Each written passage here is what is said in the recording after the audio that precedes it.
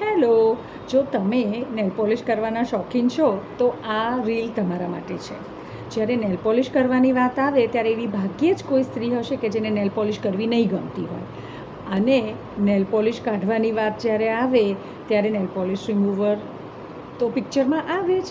હવે nail polish રિમૂવરમાં acetone નામનું એક કેમિકલ હોય છે. એ કેમિકલ જો તમારા આંગળી ઉપર રહી જાય અને તમે ભૂલથી હાથ ધોયા વગર એને તમે એ હાથેથી કંઈ ખાઈ લો છો તો એની આડઅસર તમને થઈ શકે એમ છે.